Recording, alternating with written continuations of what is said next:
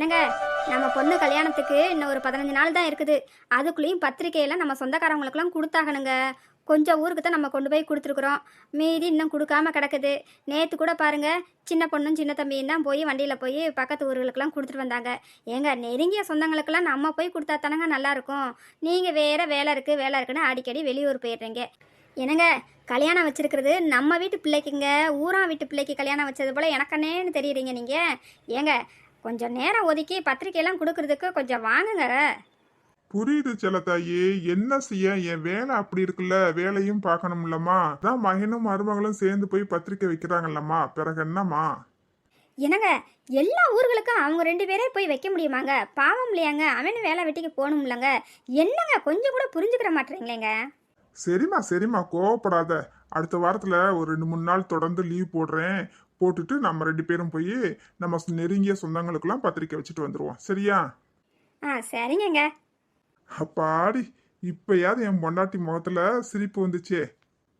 அத்தை, மாமா, என்னங்க எல்லாரும் சாப்பிட வாங்க, சாப்பாடு ரெடியா இருக்குது.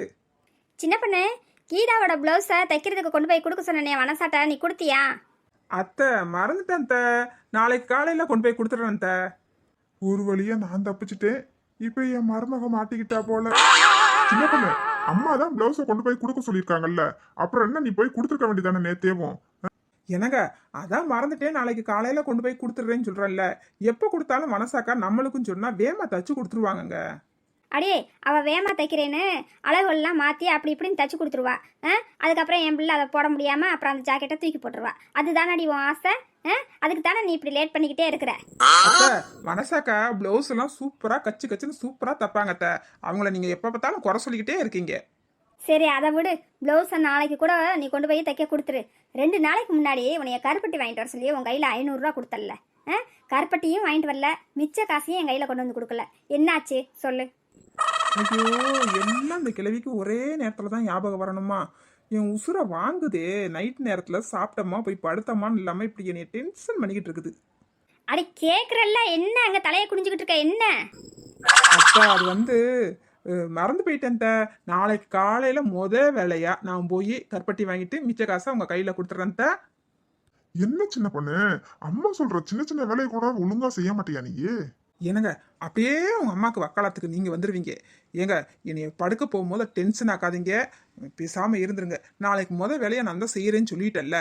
வீட்டுல நான் சும்மாவா உட்காந்துருக்கேன்? காலையில எந்திரிச்சதுலேருந்து நைட் வரைக்கும் எனக்கு வேலை போதும் நான் அவ்வளோ வேலை செய்யறேங்க. அதெல்லாம் உங்களுக்கு தெரியாது. அப்படியே அம்மா சொன்ன வேலையை மட்டும் செய்யலைன்னு என் கூட அப்படியே வந்துருவீங்க மல்லுக்கு. வெள்ளத்தாயி, அதான் மருமக மறந்துட்டேன்னு சொல்லுதுல்ல, பாவம் அந்த பிள்ளையும் காலையில இருந்து நைட்டு வரைக்கும் வேலையா தான் பார்த்துக்கிட்டு இருக்குது. நாளைக்கு எப்படியாவது எல்லா வேலையும் செஞ்சு முடிச்சிரும். இப்ப எதுக்கு தேவையில்லாம பேசிக்கிட்டு? வா, படுக்கும் போது நிம்மதியா படுக்கணும். வேமா சாப்பிட்டுட்டு போய் நிம்மதியா படுப்போம், வா. ஆமாங்க, இந்த வீட்டில் யார் என் பேச்சை கேட்குறா? சாப்பாடு ஒன்று தான் குறைச்சல். எனக்கு எதுவும் வேண்டாம், நீங்களே சாப்பிட்டுட்டு வந்து படுங்க. எனக்கு சாப்பாடு வேண்டாம், என்னை யாரும் கூப்பிடாதீங்க, நான் போய் படுக்க போகிறேன். அக்கா போச்சுட்டாங்க, சாப்பிட்டு போய் படுங்க. அம்மா, நான் எல்லாத்தையும் கேட்டுக்கிட்டு தான் இருந்தேன். அம்மா, சாப்பிட்டுட்டு போய் படுங்கம்மா. அண்ணி வேலையா இருந்திருப்பாங்க, அதனால மறந்துருப்பாங்க. நாளைக்கு எல்லா வேலையும் செஞ்சு முடிச்சிருவாங்கம்மா. சாப்பிட்டுட்டு போய் படுங்கம்மா. இதுக்கெல்லாம் கோச்சுக்காதீங்கம்மா. கீதா, எனக்கு சாப்பாடு வேணாம்னா வேணாம். நீங்க எல்லாரும் உட்காந்து சாப்பிட்டுட்டு போய் படுங்க. சாரி, உன்னாலதான் அம்மா சாப்பிடாம போய் படுக்கிறாங்க. எல்லாத்துக்கும் காரணம் நீதான். ஏங்க, என்னையெல்லாம் அப்படி சொல்லாதீங்க. அவங்களுக்கு வயிறு பசிக்கலையே என்னமோ, அதனால போய் படுக்கிறாங்க. என்னையெல்லாம் எதுவும் சொல்லாதீங்க. சாப்பாடு ரெடியா இருக்குது, வந்து எல்லாரும் சாப்பிடுங்க. விடுப்பா, மருமக மேல எந்த தப்பு இருக்காது. உங்க அம்மா பத்தி உனக்கு தெரியாதா? அவ பசிச்சா பிறகு வந்து சாப்பிட்டுக்குவா. வாங்க, நம்ம போய் சாப்பிடலாம். ஆமாண்ணா, அம்மாவுக்கு போயிச்சா அப்புறமே வந்து சாப்பிட்டுக்குவாங்க. வாங்கண்ணா, நம்ம போய் சாப்பிடலாம். எனக்கு ரொம்ப பசிக்குது. நீ பிரியாணி அடி தூள் அண்ணி. நல்ல சூப்பராக கறியெல்லாம் சாஃப்டாக வந்திருக்கே நீ. அதுலேயும் இந்த லெக் பீஸு செம்ம டேஸ்ட்டாக சூப்பராக மசாலா பிடிச்சி வந்திருக்க நீ. என்னது, மருமக இன்னைக்கு பிரியாணி பண்ணியிருக்காளா? ஐயோ, இவன் இன்னைக்கு பிரியாணி தான் பண்ணியிருக்கான்னு தெரிஞ்சா சாப்பாடு வேணான்னு சொல்லியிருக்க மாட்டேனே. இப்போ என்ன செய்யறது? ஐயோ, பிரியாணி வாசம் வர வர வயிறு கப கப கபன்னு பசிக்குதே. எப்படா இன்னைக்கு நைட் சாப்பிடாம இருக்கிறது? ஐயோ, வீட்டில் பிரியாணியை செஞ்சு வச்சுட்டு எப்படி சாப்பிடாம இருக்கிறது? யாராவது ஒரு ஆளாவது சாப்பிட கூப்பிடுங்கடா, அம்மா வாங்கன்னு யாராவது ஒரு ஆள் கூப்பிடுங்கடா. அடே சாப்பாடு போடு, நீ என் வயிறு கூப்பாடு போடுதுடி. மருமகளே நீயாவது கூப்பிடுறீ. மருமகளே சிக்கன் கிரேவி சூப்பர்மா. மருமகளே சிக்கன் கிரேவி சூப்பரா இருக்குமா. இது கொஞ்சம் வித்தியாசமான டேஸ்ட்ல இருக்குமா. இது போல நீ இது வரைக்கும் செஞ்சதே இல்லையம்மா. அதுவா மாமா, இது பள்ளிப்பாளையம் சிக்கன் கிரேவி மாமா. கொஞ்சம் வித்தியாசமா இருக்கட்டுன்னு இன்னைக்கு ட்ரை பண்ணேன். நல்லா வந்திருக்கா மாமா. அப்பா உரப்பு சரப்பா. இந்த பிரியாணிக்கு அப்படி சைடிஷா அப்படி சாப்பிடும்போது அவ்வளோ டேஸ்டா இருக்குமா. என்ன செய்ய, இதை சாப்பிட உங்க அத்தைக்கு கொடுத்து வைக்கல, எல்லாம் அவ தலையெழுத்து. நம்ம சாப்பிடுவோம். மருமகளே இந்த கிரேவியை மட்டும் எனக்கு அடிக்கடி செஞ்சு கொடுமா. ரொம்ப சூப்பரா வந்திருக்குமா. எனக்கு ரொம்ப பிடிச்சிருக்குமா. சரிங்க மாமா, செஞ்சு தரேன். என்னங்க நீங்க என்ன பார்த்துக்கிட்டே இருக்கீங்க? அள்ளி அமுக்குங்க, பிரியாணி எவ்வளோ டேஸ்டா இருக்குது. அள்ளி அமுக்குங்க, சும்மா கொத்தி கொத்தி தின்னுக்கிட்டு இருக்காதீங்க. அடி நீ வேற, சாப்பிட முடிஞ்ச அளவு தான் நீ சாப்பிட முடியும். ஃபுல்லா அள்ளி அமுக்கிறதுக்கு எதுனா வயிறு என்ன குப்பை தட்டியா? பேசாம இருடி. நான் எவ்வளவு சாப்பிடணும் அந்த அளவுக்கு தான் சாப்பிடுவேன். அள்ளி அமுக்க சொல்றான், அமுக்க. போய் உங்ககிட்ட சொன்னனே, நீங்க எப்படினாலும் சாப்பிடுங்க. ஏமா கீதா, நீ சாப்பிடுமா நல்லா. அண்ணி நல்லா ஹாட் பாக்ஸ்ல என்ன ஒரு ஹாட் பாக்ஸ்லயும் பிரியாணி போட்டு மூடி வச்சிருக்கிறேன். இந்த ஒரு ஹாட் பாக்ஸ்லயும் பிரியாணி போட்டிருக்கேன். நல்லா சுட சுட இருக்குமா. கீதா நீ நல்லா சாப்பிடுமா. அண்ணே பிரியாணியை நல்லா சாப்பிடுங்க. நீங்க சொல்லவே தேவையில்லை. மூடி வச்சிருங்க. எனக்கு பசி எடுக்கும் போதெல்லாம் நைட் முழுக்க எந்திரிச்சு வந்து சாப்பிட்டுக்கிறேன் அண்ணி. அதை பத்தி நீங்க கவலைப்படாதீங்க. பிரியாணி வேஸ்டா போயிடுமோ என்னமோனா உங்களுக்கு கவலையே வேணாமே. எனக்கு எப்பப்ப பசிக்குது நைட்ல அப்பப்ப வந்து சாப்பிட்டுக்கிறேன். சரிம்மா கீதா, உனக்கு இல்லாமையா அண்ணி இன்னும் 2 பாக்ஸ்ல பிரியாணி போட்டு மூடி வச்சிருக்கேன். நல்லா சுட சுட எடுத்து வச்சிருக்கிறேன். நல்ல லெக் பீஸும் அதில் நிறைய வச்சிருக்கிறேன். சரியாம்மா, உனக்கு எப்பெல்லாம் பசிக்குதோ அப்போ வந்து எடுத்து சாப்பிடு. சரியா? சரிங்க அண்ணி. ஐயோ பிரியாணி இவ்வளோ ருசியா இருக்குது. அம்மாக்குன்னா பிரியாணினா அவ்வளோ பிடிக்கும். அப்பா அம்மாவை கூப்பிடட்டுமா? கொஞ்சம் பிரியாணி சாப்பிட்டுட்டு போட்டுமா? கூப்பிடட்டுமாப்பா? ஏ சின்ன தம்பி, நாம அவளை கூப்பிட்டு அவ கொள்கையை உடைக்க கூடாதுடா. அவ தவம் பழிக்கட்டும், நம்ம சாப்பிடுவோம்.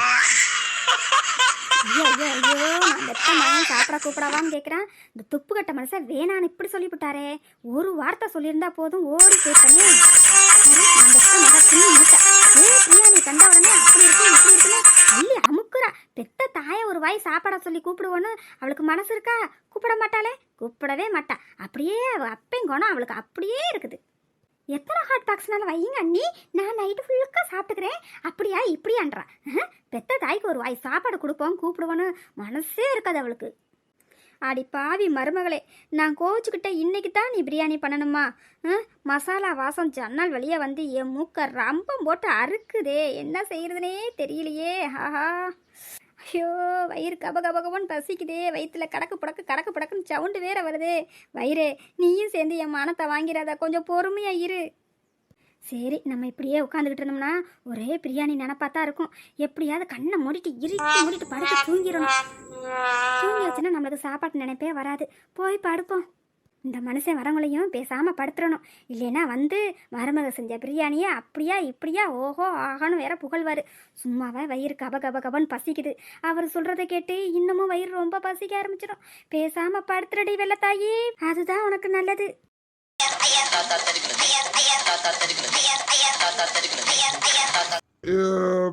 மருமகளே நல்ல வயிறு முட்டை சாப்பிட்டாச்சு. போய் அப்படியே படுத்த உடனே மாமா தூங்கிடுவேன். செம்ம பிரியாணி. அப்பா நானும் தான் வயிறு முட்டை நல்லா சாப்பிட்டுட்டேன்ப்பா. இங்க இருந்து பெட்ரூம் வரைக்கும் கூட நடந்து போக முடியாது போலப்பா. அந்த அளவுக்கு வயிறு முட்டை அடிச்சிட்டேன்ப்பா. கீதா, அண்ணி உன்னை கொண்டு போய் பெட்ரூம்ல விட்டுட்டு வரட்டுமா? அண்ணி, அந்த கஷ்டம் உங்களுக்கு கொடுக்க மாட்டேன் அண்ணி. நடந்து போக முடியாட்டாலும் உருண்டாவது பெட்ரூம் போய் சேர்ந்துருவேன் அண்ணி. நீங்க அவ்வளவுலாம் கஷ்டப்பட வேண்டாம். நீங்க எனக்கு எவ்வளவு ஆசையா பிரியாணி பண்ணி கொடுத்துருக்கீங்க, அதுவே போதும் அண்ணி. அடிக்கடி இந்த பிரியாணி போலயே செஞ்சு கொடுங்க அண்ணி. சரிம்மா கீதா. சின்ன பண்ணு, எனக்கு தூக்கம் வருது. நான் போய் தூங்க போறேன். நீயும் சட்டுப்பட்டு சாப்பிட்டுட்டு வா. என்னங்க கொஞ்சம் சொல்றதா அன்பா கொஞ்சம் சொல்லக்கூடாதாங்க? என்னமோ ரோபா போல கடன்னு பேசிட்டு போறீங்க. என்னமோ போங்க, உங்ககிட்டயும் நானே இத்தனை நாளா இருந்து குடும்பம் நடத்துறேன் பாத்துக்குங்க. அண்ணே அண்ணி எவ்வளவு ருசி மசியா சமையல் பண்ணி போடுறாங்க. உன் மேல எவ்வளவு பாசமா இருக்காங்க. அண்ணிட்ட கொஞ்சம் சிரிச்சு தான் பேசினா தான் என்னவா? இந்த சிரிப்பு போதுமா கீதா? என்னங்க உங்க சிரிப்பை பார்த்து உங்க தங்கச்சி மயங்கி விழுந்துருவா. போதும் போய் பாடுங்க. சரி சின்ன பொண்ணு, சீக்கிரம் சாப்பிட்டு வந்துரு. சரிங்கங்க. ஆஹா, பிரியாணின்னா இதுவல்லவா பிரியாணி, என்னமா ருசியா இருக்குது. என் மருமக கைப்பக்குவமே வேற லெவல் தான்.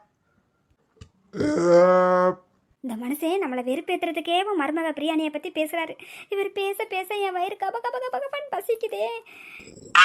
கண்ணை மூடி படுத்தாலும் தூக்கமே வர மாட்டுதே.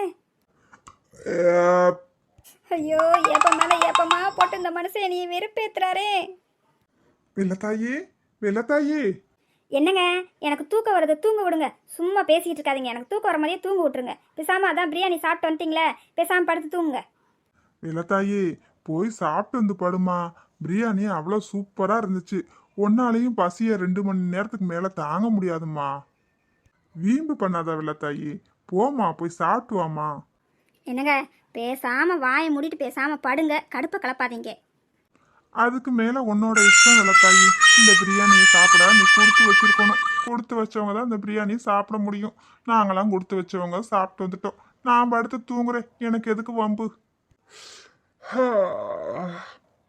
தூக்கம் வந்துருச்சு, படுப்போம்.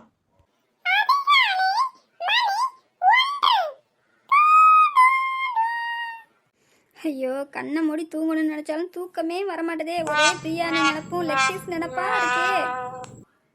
என்ன செய்யலாம்? வயிறு வேற கடபடாண்டது. வயிற்றுக்குள்ள பூகம்பமே வந்தது போல இருக்குது. என்ன செய்யறது? பிரியாணி சாப்பிட மாட்டேன்னு சொன்னது என் வாய் தானே, என் வயிறு இல்லையே. வாய்க்கும் வயிற்றுக்கும் சண்டை வந்தா வயிறு தானே ஜெயிக்கும். என்ன செய்யறது? எல்லார் சூழ்நிலையும் அப்படித்தான். நம்ம மட்டும் என்ன விதிவிலக்கா? நம்மளுக்கும் வயிறு தான் ஜெயிக்குது. என்ன செய்ய? எல்லாரும் தூங்கிருப்பாங்களா? பக்கத்தில் படுத்திருக்கிற இந்த மனுஷன் தூங்கிட்டாரா? என்னங்க நல்லா கொரட்டையா பாரு, எப்படி விடுறாரு. பிரியாணியை நல்லா வயிறு முட்டை சாப்பிட்டு வந்து படுத்து தூங்குறாரு. பொண்டாட்டி ஒரு வாய் கூட சாப்பிடலையே அப்படின்னு ஒரு மனசுல கவலை இருந்தா அந்த மனுஷனுக்கு இப்படி தூக்கம் வருமா? என்ன செய்ய? நம்ம துமுருக்கு நம்ம படுத்து இப்படி முடிச்சுக்கிட்டு கிடக்குறோம். எல்லாரும் தூங்கியிருப்பாங்களா என்னன்னு தெரியலையே. சரி, ஹாலுக்கு போய் பார்ப்போம். எல்லாரும் தூங்கிட்டாங்கன்னா ஒரு 2 வாய் பிரியாணியை போட்டு சாப்பிட்டுட்டு வந்து படுப்போம். அப்பதான் நம்மளுக்கு நிம்மதியான தூக்கம் வரும். இந்த வயிறும் பேசாம இருக்கும். 2 ஹாட் பாக்ஸ்ல இருக்கு போலயே பிரியாணி. வெள்ளத்தாயி, என்ன பாக்குற? பிரியாணியை போட்டு அள்ளி அமுக்கு. பிரியாணி என்னன்னா மருமக ருசியா செஞ்சிருக்கிறா. என் புருஷன் சொன்னது சரிதான். மருமக கையால பிரியாணி செஞ்சாலே அம்புட்டு ருசியா இருக்கும். இன்னைக்கு என்னமோ ரொம்ப டேஸ்டா பண்ணிருக்காளே. வெள்ளத்தாயி, பேச்ச குறடி, பிரியாணிய வயிற்றுக்குள்ள அமுக்குடி. இந்த மாதிரி நல்லா உரப்பு சரப்பா நல்லா பண்ணிருக்கா. அத்தை, பிரியாணியை மெதுவா சாப்பிடுங்க அத்தை, விக்கிக்கிற போது. ஐயோ, இவனுங்கெல்லாம் எப்போ வந்தாலும் தெரியலையே. பசியா இருந்ததுனால நம்ம கவனம் ஃபுல்லா பிரியாணி தின்றதுலயே இருந்துச்சு. இவனுங்கெல்லாம் எப்போ வந்தானுங்க என்ன ஏதுன்னே தெரியலையே. ஐயோ, நீ மானத்தை வாங்குவானுங்களே. வெள்ளத்தாயி, சாப்பிடுமா, நீ சாப்பிடு. ஐயோ, இந்த மனுஷன் பேசினாலும் பரவாயில்ல, நீ சாப்பிடுன்னு சொல்றதுல எவ்வளவு அர்த்தம் அடங்கியிருக்குது. ஐயோ, வெக்கமா இருக்கே. ஷோ, மானங்கட்ட வயிறு, இப்படி பசிச்சு என் மானத்தை வாங்கிட்டியே. சமாளிப்போம். என்னங்க, நானா சாப்பிட வரலங்க. பூனை இப்படி போனுச்சுங்க. அதுதான் வந்து இப்படி காப்பாக்ஸ் எல்லாம் திறந்து விட்டுட்டு இப்படி சாப்பாடை தட்டி விட்டுருச்சுங்க. அது தட்டின சாப்பாடை தான் இந்த தட்டில் அள்ளி வச்சிருக்கீங்க. சாப்பாடை வேஸ்ட் ஆக்கக்கூடாது இல்லைங்க. அதனால தான் ஹாட் பாக்ஸ்லேருந்து தட்டின சாப்பாடை தாங்க அள்ளி வச்சிருக்கீங்க. வேற ஒன்றும் இல்லைங்க. நான் பிரியாணி சாப்பிடலைங்க. மருமகளே, நான் சாப்பிட்றதுக்காண்டி வரல மருமகளே. இப்போ பூனை சத்தம் கேடுச்சு, அதைத்தான் பார்த்துட்டு போவேன்னு வந்தேன். அத்தை, எங்களுக்கும் அதே பூனை சத்தம் கேட்டுச்சுத்த, அதான் நாங்களும் பார்க்க வந்தோம் த. என்னங்க, உங்களுக்கும் அந்த பூனை சத்தம் கேட்டுதானே நீங்க முழிச்சு வந்தீங்க? மாமா, உங்களுக்கும் அந்த பூனை சத்தம் கேடுச்சா? மாமா கீதா, உனக்கும் கேடுச்சாமா? மருமகளே, நானும் சத்தம் கேட்டுதான் எந்திரிச்சு வந்தேன். அத்தை உங்களுக்கு பிரியாணின்னா ரொம்ப பிடிக்கும்னு சொல்லி தான் நான் இன்னைக்கு உங்களுக்காண்டி ஸ்பெஷலாக பிரியாணி பண்ணினேன் அத்தை. ஆனால் நீங்கள் தான் கோச்சிட்டு சாப்பிட மாட்டேன்னு போயிட்டீங்க. சரி சூடு ஆடக்கூடாதுன்னு சொல்லி தான் உங்களுக்காண்டியேவும் இந்த பிரியாணியை ஹாட் பாக்ஸில் போட்டு மூடி வச்சேன். நீங்கள் எப்படியாவது வந்து சாப்பிடுவீங்கன்னு எனக்கு நல்லா தெரியும் அத்தை. என் மருமகளை பற்றி எனக்கு தெரியாதா? எனக்கு பிரியாணி பிடிக்குங்கிறது உனக்கு தான் தெரியும்ல. மருமகளே பேசிக்கிட்டே நிற்காத, அந்த தயிர் பச்சடியை கொஞ்சம் எடுத்து வை. அப்படியேவும் லெக் பீஸ்லாம் இருந்தால் அப்படியே எடுத்து வை, உட்காந்து சாப்பிட்றேன். சரிங்க அத்தை, எடுத்து வைக்கிறேன். சாப்பிடுங்கம்மா.